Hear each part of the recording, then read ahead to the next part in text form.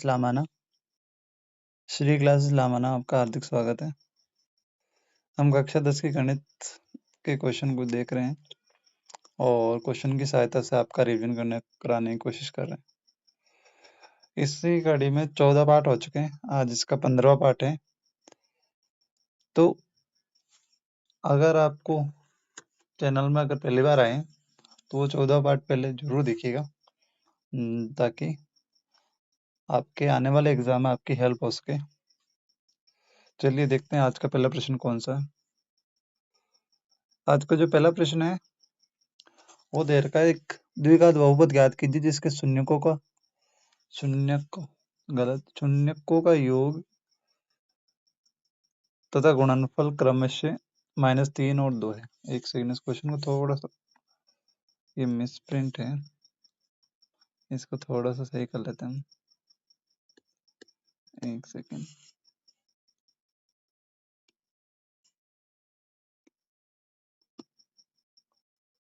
यहाँ पे शून्य का है ना, शून्यकों का योग आएगा, शून्यकों का योग तथा गुणनफल क्रमशः -3 और 2 है। तो ये जो क्वेश्चन दे रखा है आपके, ये आपके चैप्टर नंबर 2 है, बहुपद, उससे जुड़ा हुआ है ना। तो पहले देख लेते हैं इस चैप्टर में क्या क्या। सबसे पहले तो बहुपद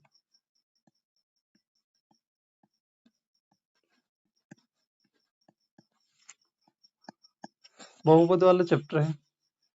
इसमें आपके द्विघात बहुपद है। द्विघात बहुपद वो कैसे रिप्रेजेंट करते हैं, ए एक्स स्क्वायर प्लस, एक सेकेंड,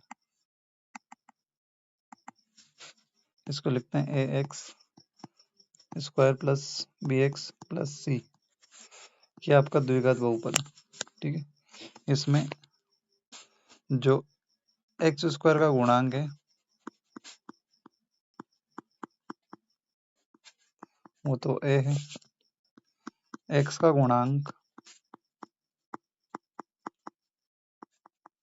बी है और जो सी है वो अचर पद कहलाता है, अचर पद कहलाता है। अब अगर इनके घात कितनी, 2 घात है, अगर 2 घात है तो दो आंसर निकलेंगे, 2 शून्य निकलेंगे। तो इसके जो शून्य निकलेंगे वो कितने होंगे, 2। अब ये 2 शून्य कौन कौन से होंगे, 2 शून्य पहला तो कहलाता है अल्फा और दूसरा कहलाता है बीटा। पहला अल्फा होता है और दूसरा होता है बीटा। अब यही आपके इसमें दिए हुए हैं, इनको इनका योग और गुणनफल दे रखा है। तो यहाँ से अब आपको वापस इसका बहुपद बनाना है, यानी ये आंसर दे रखे हैं 2, इन आंसर से वापस आपको क्वेश्चन बनाना है। तो इसके लिए फॉर्मूला है, वो आपको याद रखना है, सिंपल सा, वो है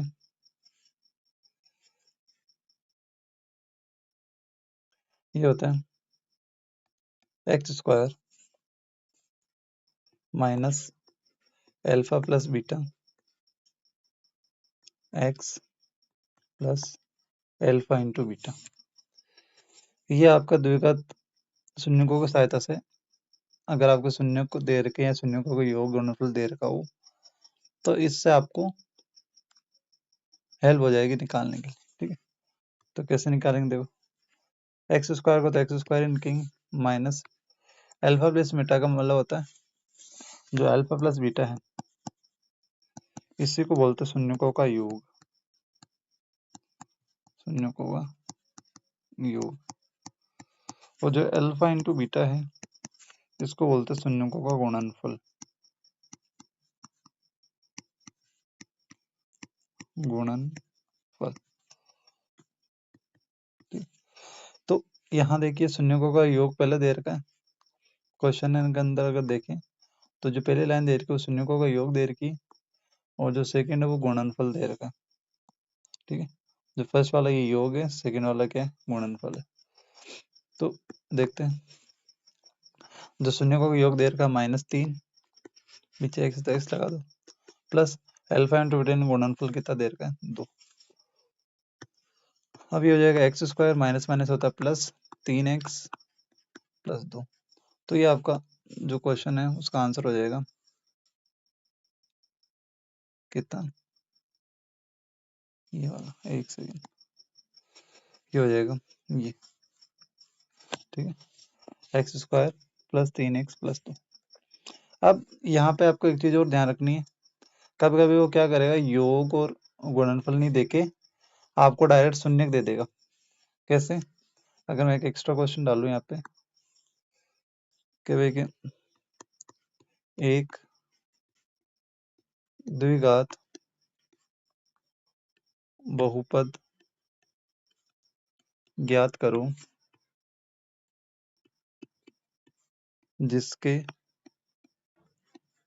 शून्यक क्रमशः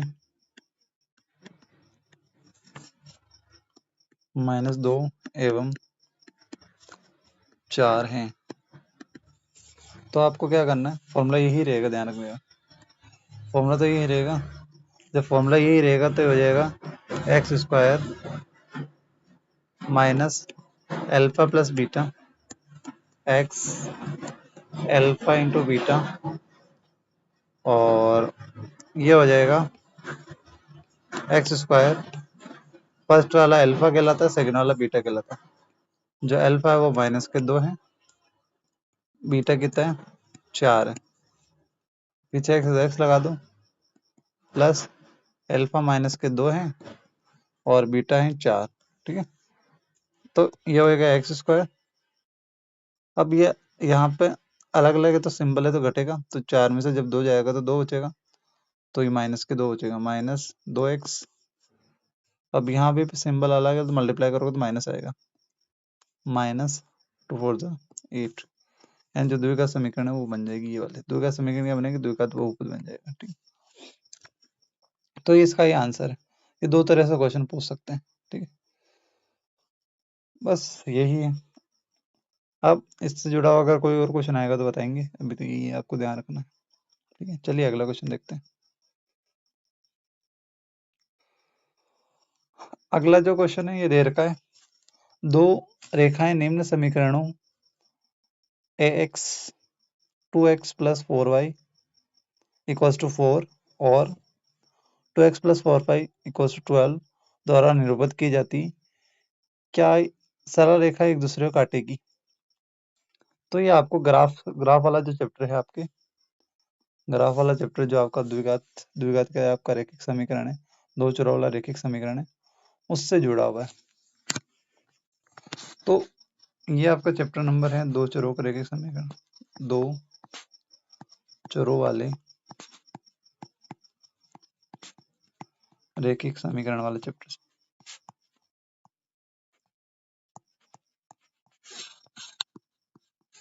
अब इसमें क्या है, अगर आपको पता होगा कि दो चर वाले रैखिक समीकरणों को कैसे लिखते हैं, इसको लिखते हैं ax plus by plus c equals to 0, और वापस अगर लिखें तो ये इसका सामान्य रूप हो गया, दो चर वाले रैखिक समीकरण का सामान्य रूप। अगर इसी को हम एक और देख लें, तो अगर दो समीकरण है तो दो बार लिख लो, ax plus by plus c बराबर 0। अब यहाँ पे वही है, x का गुणांक, x का जो गुणांक है वो कौन है, a है, y का गुणांक यहाँ पे b है, और जो अकेला रहता है वो अचर पद कहलाता है, जो अचर पद है वो यहाँ पे c है, ठीक। अब क्योंकि ये समीकरण नंबर 1 इसलिए इसको 1 बोलते हैं, a1, ये b1 होता है, ये c1 होता है। ये समीकरण नंबर 2 है इसलिए a2, b2 और c2 होता है। अब इनके बीच में कुछ रेशियो है, तीनों के बीच में। अब पहला रेशियो क्या है, ये हमने पहले ही देख चुके हैं, फिर भी बता दे रहा हूँ, देखो। फर्स्ट अगर हम लेवे हम a1 अपॉन a2 बराबर हो b1 अपॉन b2 बराबर हो c1 अपॉन c2, जब तीनों की वैल्यू जो बराबर आ जाए, है ना, तब बराबर कैसे, देखिए उदाहरण के तौर पे देखें हम, एक मान लो एक समीकरण दे रखी है 3x प्लस 6y प्लस 8 बराबर 0। और सेकंड समीकरण दे रखी है 6x प्लस 12y प्लस 16। अगर इसको सोल्व करो, देखो ये a हो गया a1, ये b1, ये c1, ये a2, ये b2, ये c2। अगर इसको यहाँ पुट करने की कोशिश करें तो क्या हो जाएगा, देखो 3/6 बराबर 6/12 बराबर 8/16। जब इसको कट करोगे, देखो 3 एकम 3, 3 दूनी 6, यानी बन गया 1/2 बराबर 6 एकम 6, 6 दूनी 12 बराबर 8 एकम 8, 8 दूनी 16। तो देखो तीनों बराबर आए। जब तीनों बराबर हों तो ये फर्स्ट वाला रूल फॉलो करेगा, और ये फर्स्ट जो है वो कहता है अगर तीनों बराबर आ जाए तो इसमें जो ग्राफ बनेगा, वो कैसा बनेगा, दो रेखाएं, दो समीकरण है तो दो रेखाएं बनेगी, और दो रेखाएं सीधी जाएगी ऐसी, हो सकता है किसी भी साइड में जा सकती हैं। तो दो रेखाएं ऐसी रहेगी, एक के ऊपर एक, दो रेखाएं रहेगी जिसमें एक के ऊपर एक रहेगी। एक रेखा ये हो गई। अब एक सेकंड, मैं एक ही बना देता सिंगल, जैसे कि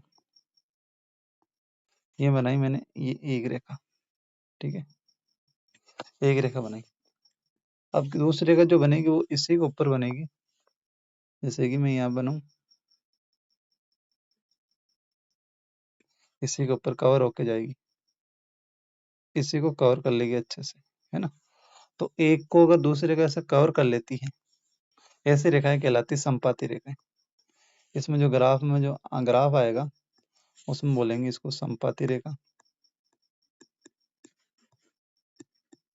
पहला। दूसरा क्या रहेगा इसमें, अब ये पहली वाली रेखा जो दूसरी रेखा को कितनी जगह टच कर रही है हम काउंट नहीं कर सकते, वो जगह टच कर रही है, इतनी जगह। तो जो हल निकलेंगे वो रहेंगे अनंत हल। और जब एक रेखा दूसरे रेखा को टच करे तो इसको बोलते हैं हम संगत हल। तो ये आपको तीन तीन कॉम्बिनेशन याद रखना है, संगत हल। फिर दूसरा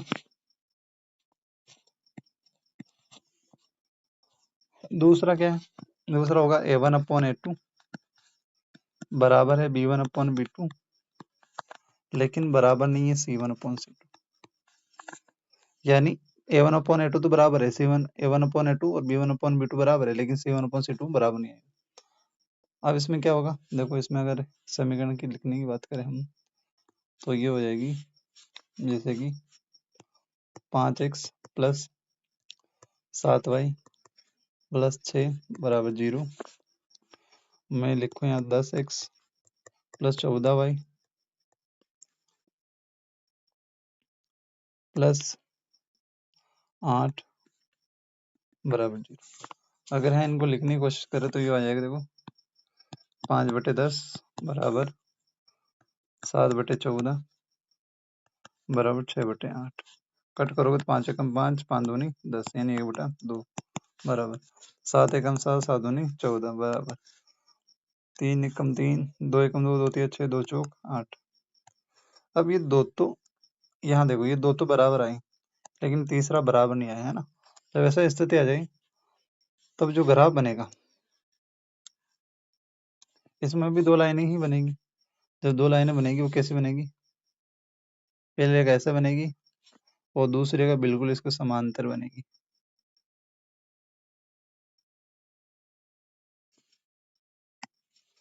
दूसरी रेखा बिल्कुल इसके समांतर बनेगी।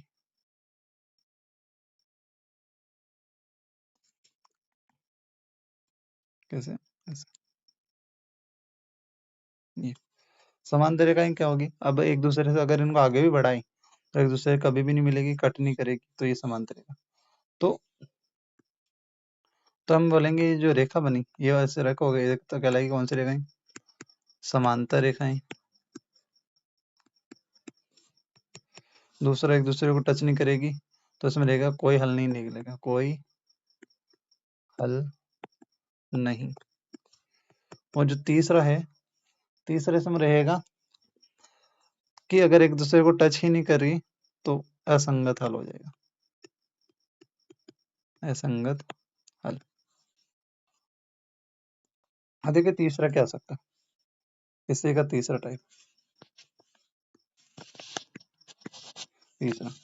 तीसरे में क्या होगा, a1/a2 बराबर नहीं होगा b1/b2। तीसरा वाला तीसरा वाला तो पहले हट गया, तो उसको लिखने की जरूरत है नहीं, बस इतना सही है ना। तो इसमें क्या होगा, देखो जैसे कि कुछ भी लिख लो समीकरण, 7x plus 6y plus 8 minus 8y 8x plus 2y minus 7। तो ये 7/8 माइनस बराबर नहीं है 6/2 के, बराबर नहीं है ना, तो नहीं है तो नहीं। अब जब ऐसे स्थिति आ जाए तब जो ग्राफ बनेगा वो बनेगा कैसा, इस तरह से दो रेखाएं आएगी तो कहीं ना कहीं एक दूसरे को कट करेगी। तो जो ये रेखाएं दिख रही है कैसी, प्रतिच्छेदी रेखा।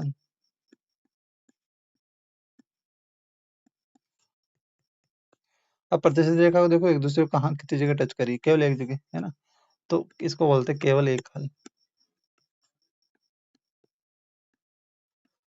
अब केवल एक हल दुनिया में जो एक होता है वो अद्वितीय होता है, तो इसी को बोलते हैं अद्वितीय हल। अद्वितीय हल, और एक दूसरे को अगर टच करे तो वो होता है संगत हल। ठीक है, तो ये आपको इसमें 3 चीज याद रखनी।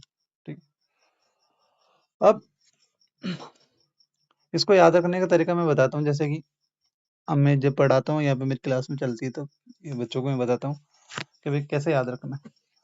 इसको याद रखने का तरीका आसान ही है। 3 भाई हैं, 3 जुड़ा भाई a1 a2 b1 b2 c1 c2। जब तीनों मिलकर साथ में चलेंगे यानी बराबर बराबर रहेंगे, तब एक साथ ही चलेंगे, एक साथ चलेंगे, एक साथ विकास करेंगे, एक साथ वृद्धि करेंगे, तब हल ऐसा संपत्ति साथ साथ चलेंगे, संपत्ति बढ़ेगी। अब जब साथ मिलकर काम करेंगे कितने हल निकलेंगे, बहुत सारे हल निकल सकते हैं काम के, और एक दूसरे की संगति करेंगे। ठीक, पहला। फिर क्या हुआ, थोड़े दिन टाइम बीता, तीसरे भाई के बीच में इनके बीच में दरार आ गई। दो भाई तो साथ साथ में है, लेकिन तीसरे भाई के बीच में क्या आ गया, दरार, किसी ने फूट डाल दी, दरार आ गई, वो अलग हो गया। अब जैसे ही इसके बीच में दरार आई, ये भी दोनों दूसरे, ये दोनों भाई भी क्या थोड़े से क्या हो गए, इन दोनों भाई से ये C1 C2 क्या रहने लगे, थोड़ा सा दूर दूर रहने लगे। तो ये यहाँ पे दूर दूर रह रहे हैं, यानी एक दूसरे के समांतर समांतर चल रहे हैं। जब एक दूसरे के कंपटीशन चल रहा है तो किसी का कोई हल नहीं निकलेगा, तो कोई हल नहीं निकल रहा है, एक दूसरे को बर्बाद करने में लगे तो कोई हल नहीं है, तो असंगत हल निकलेगा। संगत कर ही नहीं एक दूसरे की, तो असंगत हल। जब इसमें फूट पड़ी तो धीरे धीरे क्या हुआ, पहले दूसरे में बिगड़ गई, A1 A2 में भी B1 B2 की दोस्ती भी बिगड़ गई। जब बिगड़ गई तो इनके बीच में क्या चल गई, ज्यादा दुश्मनी हो गई तो क्या चल गई, लाइटें चल गई। लाइटें चल गई तो इनका बस एक ही रहा कि भाई एक ही हल निकलेगा, कि या तो तू जिंदा रहेगा या तो मैं। तो ये केवल एक ही हल बचा, वो क्या बचा, लड़ाई झगड़े का। जब लड़ाई झगड़ा होगा तो एक दूसरे में क्या करेंगे, प्रतिषेध करेंगे, सिर में छेद होंगे होंगे एक दूसरे के, और वो संगत हल निकलेगा। ठीक है, इसको याद करने का तरीका यही था। अब आप तीनों को याद रख सकते हैं इस तरह से। ठीक है, अब देखते हैं क्वेश्चन, क्वेश्चन में क्या दे रखा है। क्वेश्चन इसी से जुड़ा हुआ है। क्वेश्चन में ये दे रखा है कि 2x plus 4y equals to 4 को निर्भुत करने वाली एक दूसरे को काटेगी या नहीं काटेगी, यानी प्रतिच्छेद करेगी नहीं करेगी।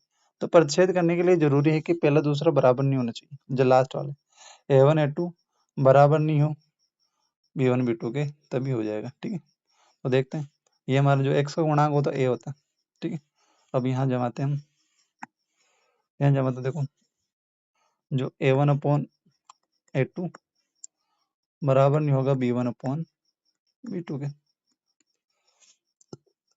तो देखो A1 कितना है 2, A2 भी कितना है 2, ये इधर कितना है 4, इधर भी कितना है 4, बराबर, कट करो, 2 एकम 2, इधर 1 आ गया, और 4 एकम 4 बराबर। तो दोनों जब बराबर आ जाए तो क्या, जब दोनों बराबर आ जाए तो एक दूसरे को काटेगी, तो हम कह देंगे नहीं।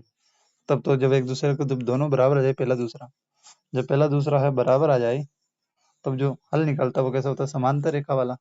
तो इसमें जो रेखाएं बनेगी वो कैसी बनेगी, समांतर रेखा बनेगी, समांतर रेखा बनेगी, है ना। तो एक दूसरे को प्रतिच्छेद करेगी क्या, नहीं है। तो इसमें आंसर आ जाएगा नहीं, प्रतिच्छेद नहीं करेगी। ठीक है, तो आज के लिए बस इतना ही। पढ़ तो पढ़ते रहिए, बढ़ते रहिए। अगर आपको सब मेरा समझाया हुआ अगर समझ में आता है तो वीडियो को लाइक शेयर सब्सक्राइब करना नहीं भूलिएगा, और जिनको ज़रूरत है उनके साथ जरूर शेयर कीजिएगा इस वीडियो को। मिलते हैं अगले वीडियो में, तब तक के लिए धन्यवाद।